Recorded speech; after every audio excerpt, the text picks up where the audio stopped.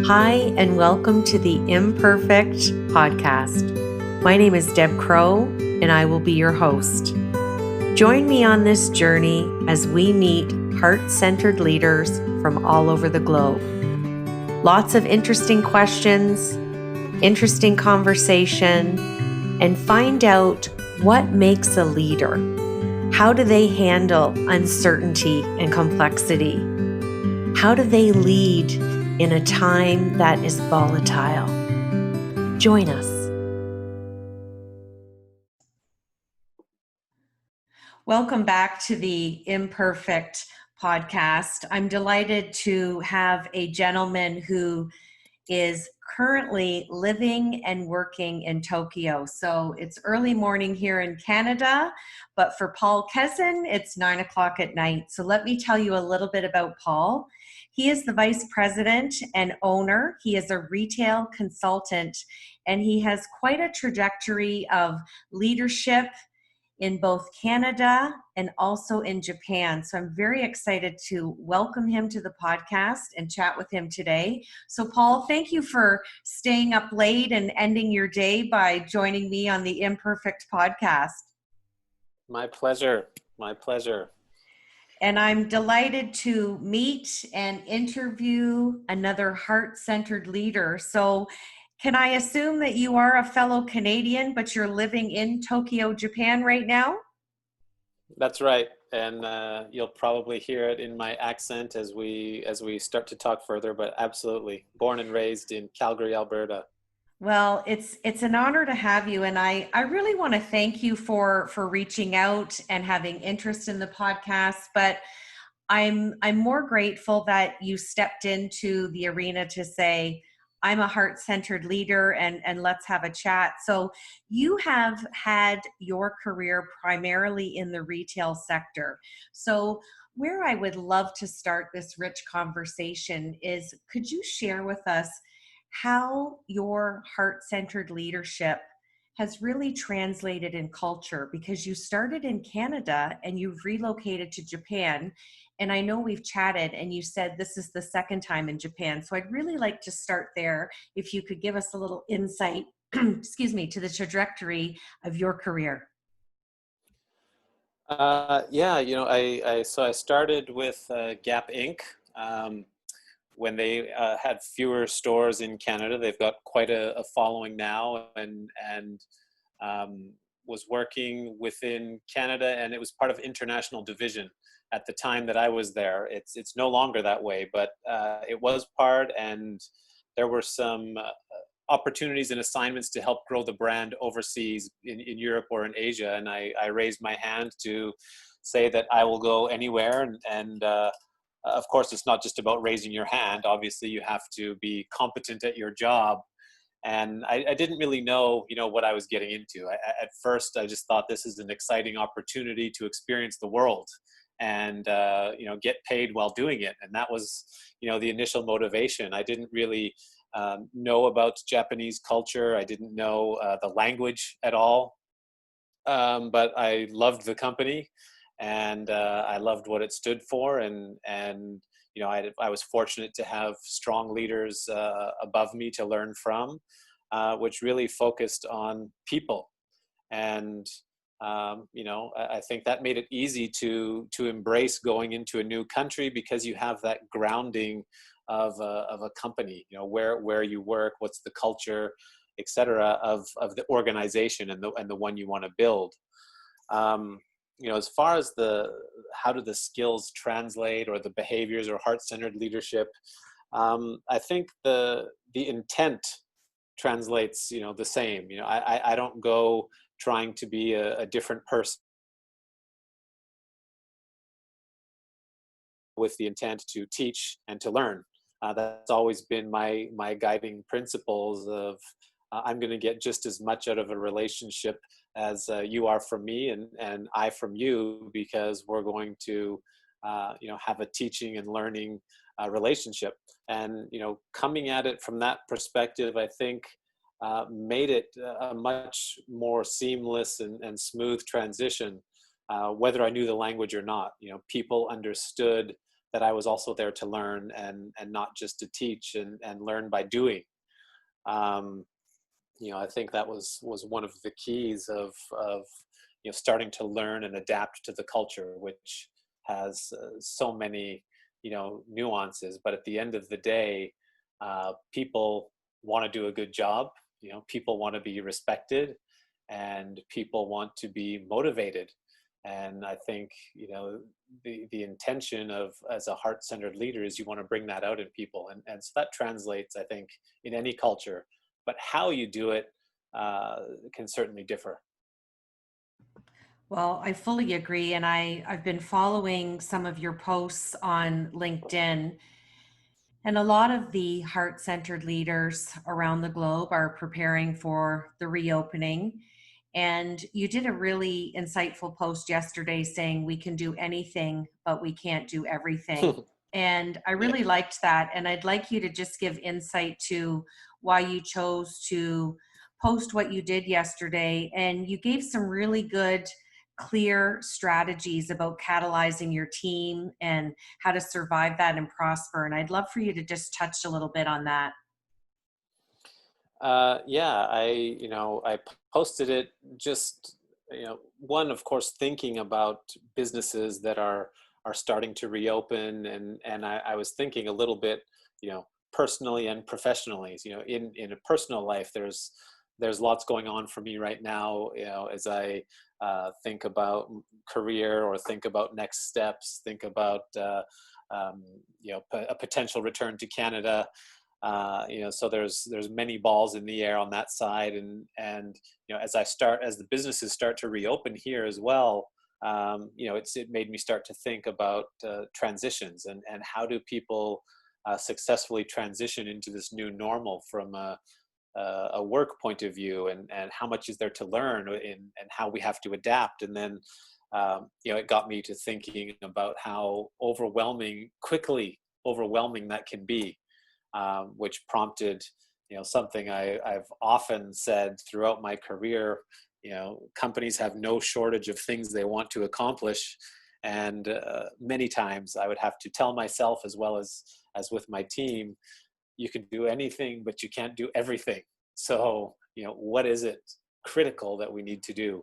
And that's where I decided, maybe a helpful post for anyone who's potentially feeling that overwhelm as businesses start to open, and no matter what their situation is, could be personal, could be professional. But that's what prompted me to sort of make that post, and a few helpful tips along the way. So Did you being want me in to cover those? No, it's great. I'm going to cover them in a question here in a moment. I'm just thinking Sure. I would love your insight to pre-COVID-19 and the retail space with the onset of technology and Amazon and people loving to, sit in their living room and order their groceries and what they need with the click of a button. Now that Yeah. we're, day 83 of this pandemic, and you've had this, multiple decades of rich experience, especially in leadership, where do you see the future of retail going, and what are your fears or apprehensions around the reopening? Great question. Where do I see it going is certainly to be really more focused on the dual of course, having an e-commerce capability. There was a lot of retailers that were sort of caught without that capacity and capability, quickly trying to ramp up. I do believe, human beings are still tactile human beings, particular when it comes to purchasing goods. They want to feel them. They want the sensory experience. It's not all about convenience. So I don't think that there's going to be a departure from brick and mortar, but there's definitely going to be smaller stores, in my opinion. There's going to be a bit more care put into the experience, the store and customer experience, as people deal with less traffic, have more space.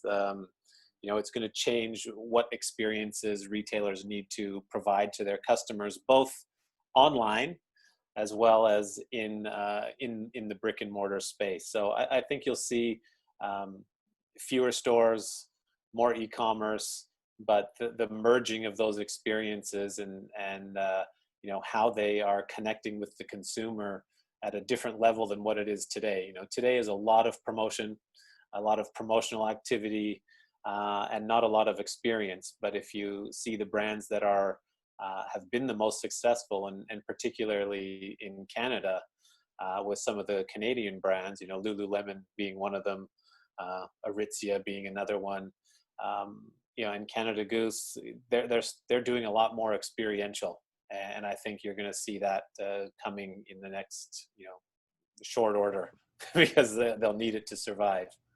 Well, I was just going to say to you, I don't really think they have a choice, do they?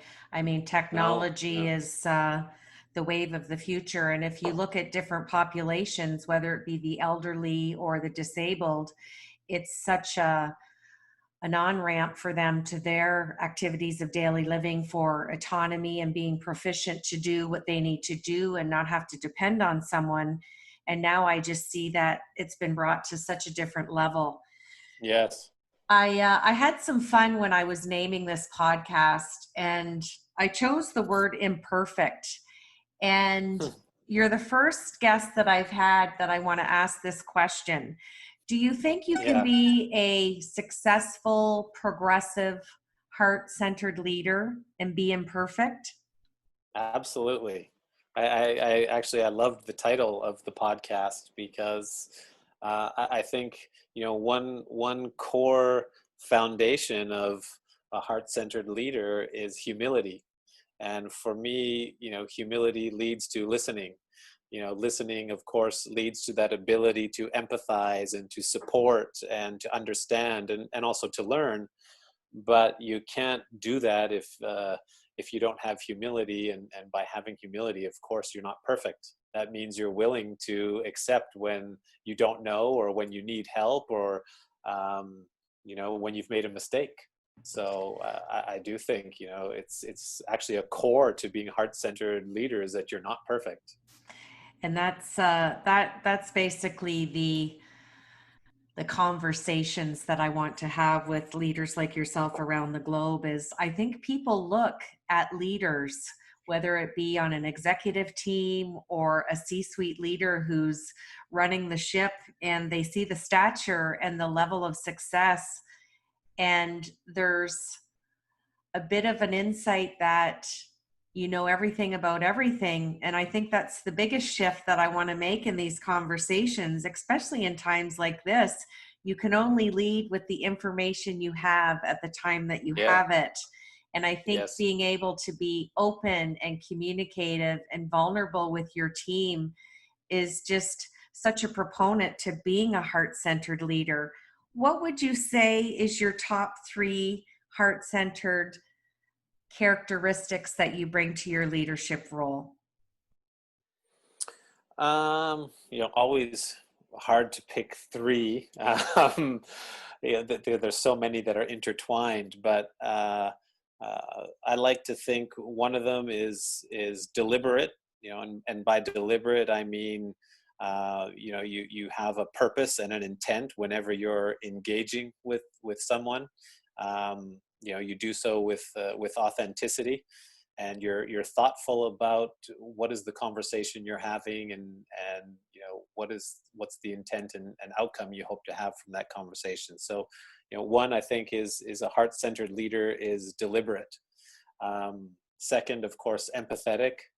And empathetic is, for me, is that constant willingness to listen, to do so and absorb what you're hearing, so you come at any sort of interaction with a place of understanding, because this was a really key learning, cross-culturally, as Japanese will approach things differently than North Americans will, and not, I learned and embraced very early, I'm not forcing any way, because I know one way. I wanted to understand why. Why do they do it a certain way? Is there a benefit to it? Maybe I need to change. Maybe I can learn something. And so, it wasn't always smooth sailing, but I think when you come at things from a place of empathy and listening, critically important. And then last is inclusive. And it was similar to something you just said about leaders feeling maybe they have to have all the answers. And I've never approached things that way. I've always thought that people are engaged most when they're involved. And that means involved in problem solving. Maybe it's brainstorming, it's decision making. I want to hold teams and people accountable to their roles and responsibilities. They're experts in their field. Of course, that varies with the levels that you're working with, but as a general statement, you've hired people for a certain role and responsibility in certain functions, and you want to give them, and I want to give them, that ability to make decisions and problem solve, not wait for the leader's opinion. Again, that was a cultural adjustment where, Japanese tend to put a higher premium on leadership as, what they do is always correct, and what they want is the way it should be, because that's what the company says. But it's not the culture that I grew up in, certainly within Gap Inc. And it takes a lot of peeling away the layers of the onion for them to know the genuine sincerity behind, I want your opinion and I'd like you to make a decision, so we can learn from that decision and you can learn from that decision. So it's a two-way street, but I think being inclusive is maybe the third. That is one of my favorite sayings. It's a two-way street. And as a coach, I cannot tell you how many times I say that in a conversation. A relationship is 50-50, right? So Yes. there's got to be both directions. I'm curious to seek your opinion, Paul. When I look at business acumen as a whole, and I think about the knowledge and the skills and the ability that you need to have as a heart-centered leader, where do you think we've perceived or felt we needed to practice the seriousness of leadership and not lead from the inside out, meaning from our heart? Do you think it stems from education? Do you think it's a combination of education, upbringing, and life experience? Where would you put a summary of your thoughts and experience with respect to that question? Yeah, funny you're asking, because I was thinking, as I was thinking about, what might be discussed in today's podcast, you might ask a question similar to this. And I do think for myself, at least I can tell you, one, of course, is upbringing. I was brought up and raised by a single mother of 4 children, and she did everything to make sure that we had all the joys children would want to have, and didn't feel much hardship, but there were certainly times she had to offer the tough love, and what were the limits. But one is upbringing for sure, and then second, I think it gets shaped through first and foremost your career experiences, because you spend so much time at work. I was fortunate that I was in a company and an organization, and my first bosses were also, you could define them as heart-centered leaders. They demonstrated characteristics like the 3 that I just shared with you. So you learn from who you're directly working with. Similarly, that's supported by the culture of the company, and what do they believe in, and what are the values of the company that you're working for, and do they value people first? And I can tell you, Gap Inc., they did, and do. I'm not there any longer, so I assume they continue to do so, but that a lot came from upbringing. And then third, absolutely life experiences. You go through relationships, friendships, people break trust, people work with humor, integrity, and heartbreak, and you have all of those life experiences that shape who you are. And I think they apply. I don't draw a line between life and work. I try to pull learnings from what's going on in my life, and how do they apply to work.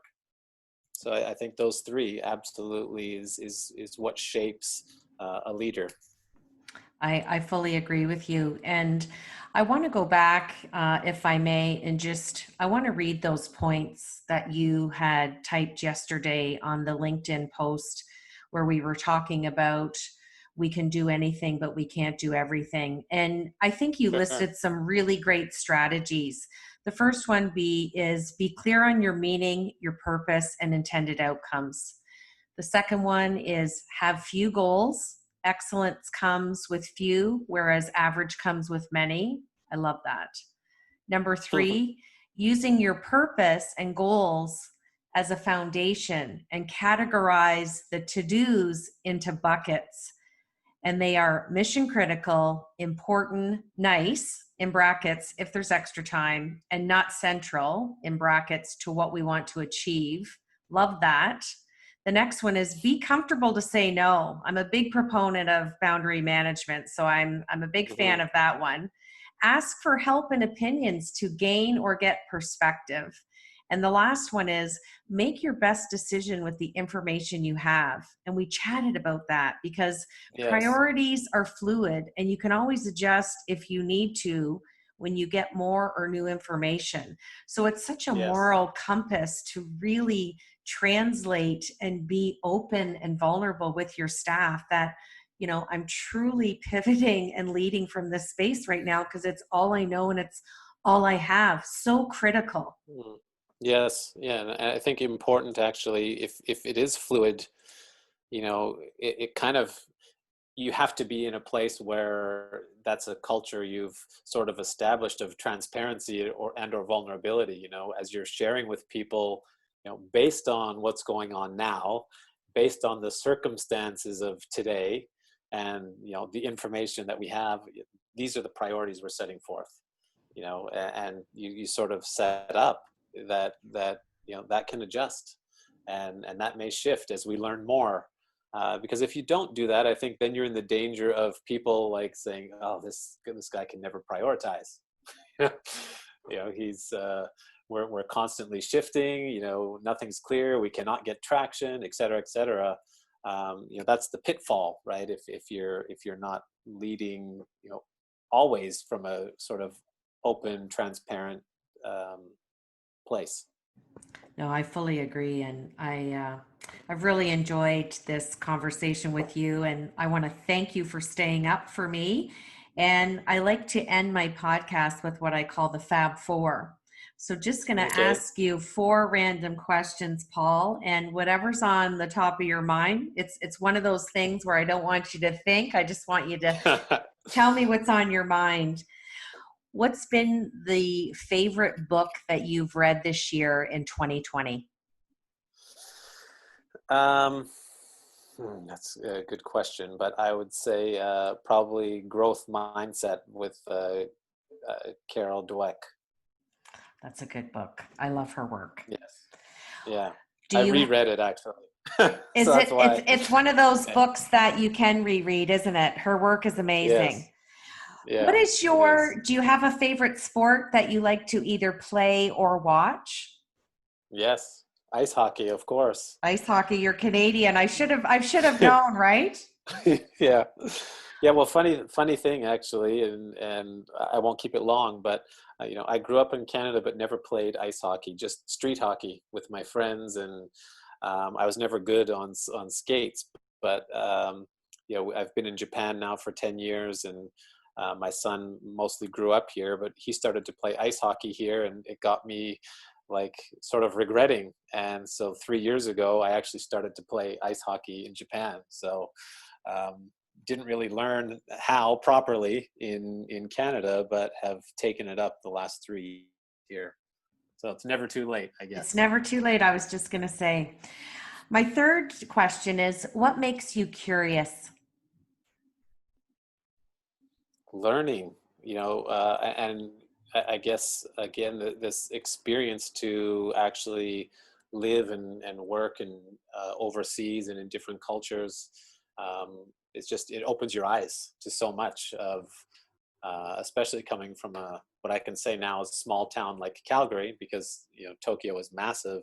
Just the exposure you can have by broadening your perspective and taking in new. It really is just about learning and growing a perspective and point of view. Curiosity.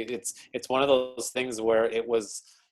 Do I fit that into my top 3 characteristics of a heartfelt leader? And it didn't make the cut, but it's probably number 4, because curiosity really is a foundation for so much. Oh, I agree. And my last question is, I guess it's kind of a 2-part question. What is your favorite thing about Canada? And what is your favorite thing about Japan? So, favorite thing about Canada is, of course, the size and space, and that everything is open and accessible. So, I say that because I can share with you about obstacle in Japan, but if I want to go play tennis, I can go to the public court down the street, and there's courts available, and there's so much choice in Canada from outdoor activity, and I like to be outdoors. I like to play sports, and I love that about Canada, as well as the passion of the people. What I love Japan, again, gets rooted in people, but it's clean, it's respectful, it's amazing food. Everything works. It's people respect other property. They take care of customers, and they take care of all their space around them. It's a super clean city, very safe city, very respectful, and I love how easy it is and convenient everything is to live here. So it makes a great place to raise a family, but hard to Well, do sports. yes, it sounds like it. I'm just so grateful, Paul, that you reached out, and I want to thank you for being a heart-centered leader. I want to thank you for sharing your insights and your thoughts and your expertise. And I'm going to end my podcast today with my favorite 5 things, and that is to follow your heart, have passion, do your best, know your truth, and always be in love with the journey. This is Deb Crow. Thank you for joining me on the Imperfect podcast, the Heart Centered Leadership. Until next time.